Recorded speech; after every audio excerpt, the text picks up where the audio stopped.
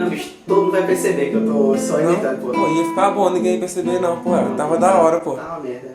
Como é que tá o som? Tá saindo direitinho? Tá Não gravando? tô escutando nada não ainda. Tá não?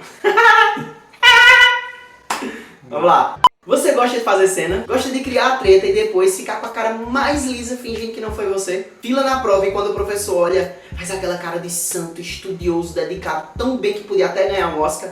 Se você respondeu sim a todas as perguntas, parabéns, seu duas caras. Se respondeu não, tá fingindo, claro. Isso só reforça que você é mesmo um ator ou atriz profissional que podia com certeza atuar num dos altos do Gil Vicente. Chama a vinheta!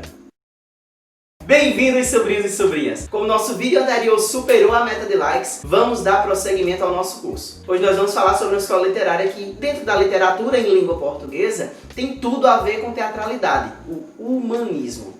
Já é importante frisar, a princípio, que o humanismo é uma escola literária de transição para o classicismo, ok? A principal característica do humanismo é, como o nome sugere, uma valorização maior do ser humano, que agora é tido como a medida de todas as coisas. Tá entendendo? Lembre-se sempre de três coisas quando nós falarmos de humanismo. Historicamente, o início do Renascimento. Socialmente, o estabelecimento da burguesia como a classe social de destaque. E filosoficamente, uma migração do pensamento teocêntrico para o pensamento antropocêntrico. Em Portugal, o nome que inicia o humanismo é o de Fernão Lopes, o cronista-mor da Torre do Tombo, em 1418. Esse cargo que ele recebeu era o responsável por registrar as histórias do reino, as crônicas do reino. É interessante porque o Fernão Lopes teve a liberdade, aí nessa época, que outros cronistas não tiveram antes dele, que era de poder registrar as coisas sem ficar pintando um arco-íris por cima das ações da coroa. Legal, né? O nome mais importante, no entanto, desse período em Portugal é o de Gil Vicente. E por que isso? Porque Gil Vicente é o pai do teatro em língua portuguesa. Ponto. Suas peças eram primordialmente os autos. Tá aqui embaixo uma descrição do que é um auto. E quando a gente fala em Gil Vicente, é impossível não falar da Trilogia das Barcas, a sua maior obra. A Trilogia das Barcas é uma obra feita de três autos. O Alto da Barca do Inferno, o Alto da Barca do Purgatório e o Alto da Barca da Glória. O meu preferido é o Alto da Barca do Inferno, cá entre nós. E vou falar um pouquinho dele nesse vídeo. É o meu preferido por uma série de motivos. Eu nem vou comentar o caráter crítico extremamente sagaz da escrita, que serve até para os dias de hoje. Isso porque quando você lê, vai poder perceber por si mesmo, tá?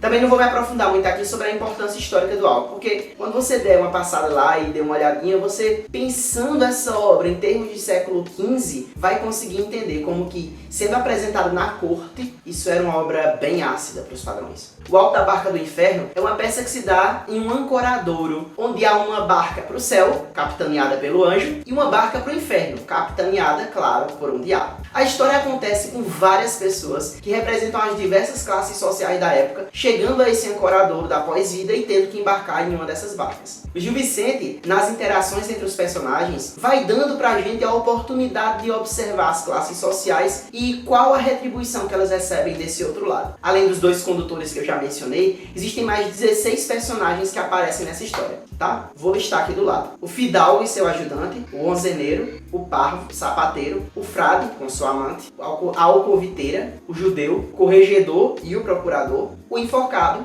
e 4 cavaleiros. E o que acontece com ele? Bem, a peça se desenrola com cada um chegando ao cais e recebendo o que é seu por direito. O primeiro a chegar é o fidalgo. Quando ele chega com um trono e com seu criado. E ele vai para o inferno, tá? Ele vai para o inferno porque a barca do inferno tem mais espaço. E lá pode caber a cadeira dele. O criado dele é mandado embora, porque ele não morreu ainda na hora dele embarcar. É interessante porque isso mostra como que o poder que o fidalgo trazia, na verdade é algo que não conta positivamente do outro lado. Depois do fidalgo ter embarcado para o inferno, chega o onzeneiro. O que é um onzeneiro? Um onzeneiro é a pessoa que cobra uma onzena, 11% de juros. Ou seja, uma pessoa cobra juros abusivos, um agiota. Ele chega carregando uma bolsa grande, que representa as riquezas que ele acumulou na vida. Ele também não vai com um anjo, porque o anjo novamente diz que lá na barca do céu não tem espaço para esse tipo de coisa. O terceiro a chegar é o parvo.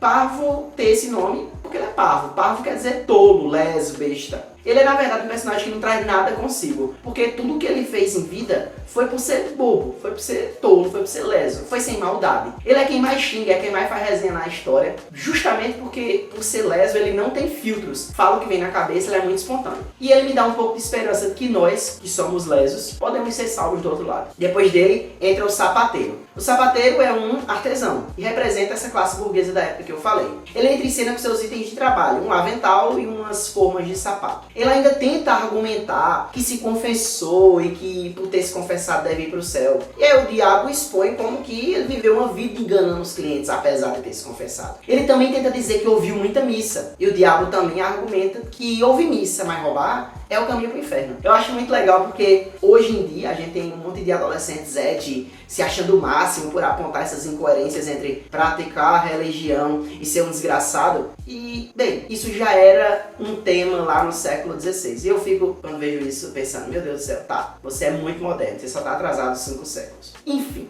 Continuando, esse sapateiro vai pro inferno porque, apesar de ter sido uma pessoa religiosa, ido à missa, se confessada, etc, etc, ele roubava as pessoas, não era um profissional íntegro, ok? Depois dele chega o frade. O frade, ele chega com um monte de equipamentos de combate, com espada, com escudo, com capacete e com uma moça, a amante dele, chamada Florença. Aí você tem um cara, olha só, que devia pregar o amor divino e a paz, mas que na verdade tá todo aparelhado pro amor carnal e pra guerra. Meu irmão, diga aí, não é interessante? Enfim, o frade tenta argumentar, né, que é um frade, que é um membro da igreja, etc, etc, mas adivinhem, isso mesmo, vai pro inferno. Ele é a namorada, no caso. Depois deles, vem a alcoviteira. Se você não sabe o que é uma alcoviteira, talvez conheça essa função por um outro nome, uma corruptela no nosso Nordeste. Alcoviteira, aqui as pessoas chamam como coiteira. Quem não é nordestino, aí vai uma explicação. Uma pessoa coiteira é aquela que esconde as coisas erradas que os outros fazem. Então, se você tem um amigo ou amiga que sempre encobre as coisas erradas que você faz, essa pessoa é um coiteiro ou uma coiteira. A alcoviteira que chega, chamada Brígida Vaz, traz um bocado de coisa que eu não vou listar aqui, tá? Sei lá, uma coisa curiosa. Ela traz só de ímãs postiços 600. Ela também menciona entre seus itens um monte de mulheres. Ou seja, ela nessa época já objetifica as mulheres. E mostra que além de uma alcoviteira, também trabalhava explorando sexualmente as moças. Adivinha pra onde ela vai? Isso mesmo, pro inferno. Depois de Brígida, vem o judeu. É bem interessante porque o judeu chega carregando um bode nas costas. Esse bode representa a fé judaica. Porque quando a gente olha lá no Pentateuco, nos 5 primeiros livros da Bíblia, em um deles tem alguns rituais que envolvem sacrifícios de bode. Então o bode é essa representação da velha aliança. Quando ele chega lá, o demônio não quer receber, diz que não tem espaço para bode naquele barco. O anjo também não quer receber. Enfim, o destino do judeu é um dos tópicos mais discutidos. Há análises que o colocam como indo para um inferno fora do barco, numa barquinha menor para cada barco do inferno. Alguns que colocam ele indo para o inferno dentro do barco do inferno. Outros que colocam ele não indo para canto nenhum. Enfim, eu vou deixar que você leia, tá? Eu sugiro muito que você leia e tire suas próprias conclusões. E me diga aí, para onde será que o judeu vai? O judeu da obra, tá? Se tiver algum judeu assistindo aí, por favor, entenda que eu tô me referindo ao judeu personagem dessa obra. Por favor, não me cancele. Judeu cancela. Enfim, depois deles vem o corregedor, o juiz, e um procurador, um advogado, que representam os homens das leis. Esses homens das leis são homens das leis que cederam à injustiça, cederam ao suborno. É muito interessante porque nessa época, minha gente, pasmem, no século XVI, as pessoas que trabalhavam para aplicar a legalidade, algumas vezes se pervertiam, minha gente. Dá para acreditar? Eles tentam argumentar usando termos em latim, né, a língua científica da época, para mostrar como eram inteligentes e tudo, mas, bem, como eram pessoas que fracassaram em aplicar as leis, foram injustas, vão pro inferno.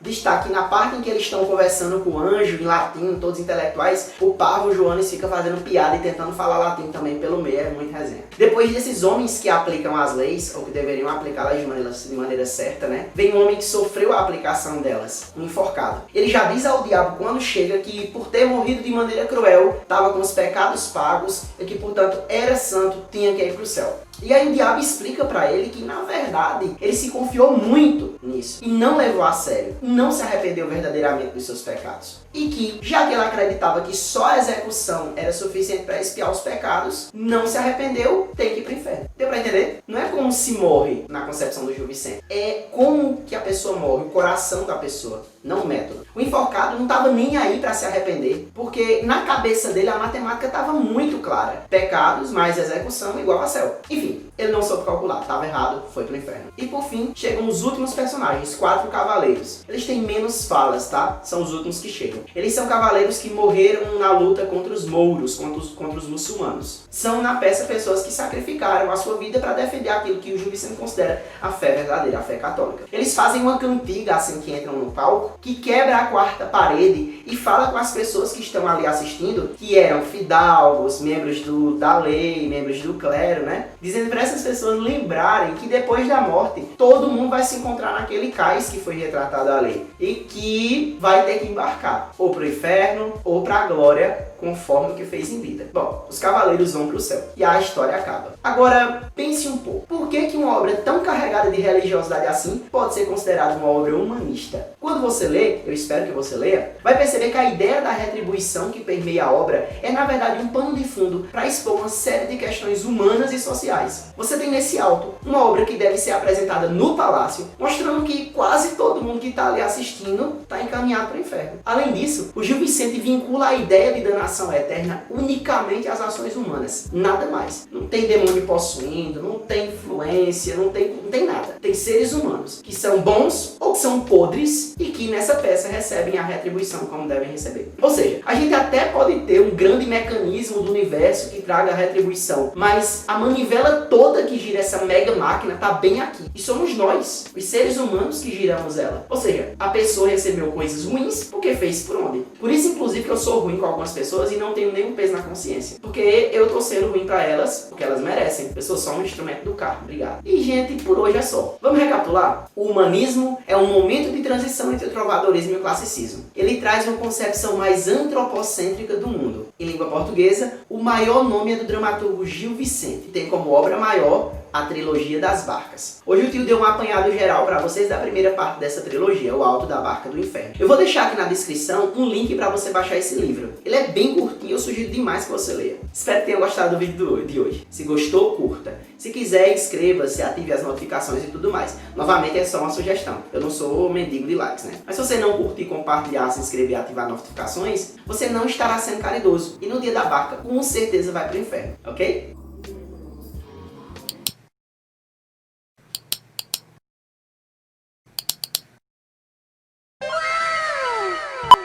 Comente abaixo e deixe sugestões sobre o que poder fazer. Já me pediram algumas coisas no meu Instagram, mas eu queria que os pedidos ficassem registrados nos comentários também, ok? Um beijo do tio e tchau!